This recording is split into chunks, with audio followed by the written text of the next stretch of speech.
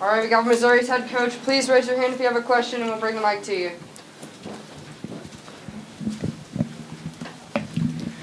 Coach, right over here, on your right. Early on in the game, it looks like, there was obviously going to be a lot of energy here. Christian Brown kind of like pointed at the bench a little bit. The family. Was that just some of this KU-MU stuff? Do you feel anything more than you would in a normal game today? It was basketball. He's a good basketball player. I'm not sure what the family dynamic is, but he's a good basketball player. Played well. I enjoy watching him play. Cuonzo, first half especially, what was the issue defensively? Because it looked like that they got most of what they wanted. Well, the game plan, of course, was to allow those guys to, you want to build your wall defensively, force those guys to make contested threes. They got out in transition, so we didn't contest as well. Especially, I thought we did a better job early, after maybe the first 5 to 7 minutes. But the key was to make those guys play outside, not allow the interior, because McCormick's a physical presence, and what happens when he allows you, when you have 1 or 2 guys hovering around, they got perimeter guys that can make shots and make plays, and they're getting downhill, and then it puts pressure on your defense, the guys getting foul trouble. But I just thought we need to do a better job in contesting those threes, especially with Abaji.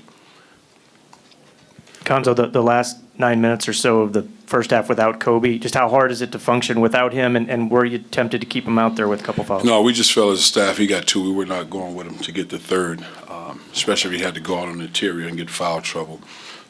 It's tough from the standpoint, a lot of things can flow through him. Whether he's scoring the ball or not, you flow through him, you can move the ball, because what makes him good is not necessarily how many shots he takes, it's the other things that he does. He rebounds the ball, he can get other guys shots and opportunities.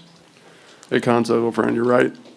Amari had been scoring the ball well lately. I know you'd been asking him to play some point guard. Didn't score today. Just can you put your finger on kind of what went into that? Well, I thought he did a good job with the opportunities when he got to the rim to shoot it. But what happened? Just again, I got to watch film to be specific. But what happened? I thought he did a great job in the game plan, hitting the bigs when they dive off those ball screens. Now, of course, you got to capitalize on it. So I thought he made those opportunities, and I also thought he got downhill to make plays. He got a shot blocked a couple of times, but I thought he got downhill and he was aggressive. Just didn't go for him. Hey, Cuonzo, in the back here, right here. I know you all haven't played in a while, but a lot of folks are going to use this game kind of as a measuring stick between Missouri and Kansas. 41-point loss. Is that fair, in your opinion, to kind of measure these teams against each other? We just lost the game, in my opinion. If we lost to a good team, we move forward. We learn from it and move forward. Cuonzo, back over here on your right. This is your first time here. What were your first overall impressions, and was it harder to communicate with your guys on the floor because of how loud it was at times? I've been in loud venues. It's a basketball game. They did a great job, had great fan energy. I was able to communicate, yes. Hey, Cuonzo, over here. This is the start of a tough stretch for you guys. Obviously, Utah, bragging rights, Kentucky to open the SEC. What do you think the value of today can be moving forward for the guys, even though I'm sure it's going to be a tough bus ride home, but Well, the things I always talk about, your margin for error is slim, so you got to execute what you're trying to do and give yourself a chance to win games. You can't have the mental breakdown, some lapses. Again, when you're playing against good teams, you'll have breakdowns here and there, but you have to execute what you're trying to do on both sides of the basketball and give yourself the best chance to win the games. But we'll learn from it. Hey, Coach, just in your opinion, what is the state of this Mizzou Kansas rivalry right now? Oh, I guess if you keeping the score is 1-0. That's it. Any more questions for Coach? Cuonzo, Thank you. Oh, go ahead.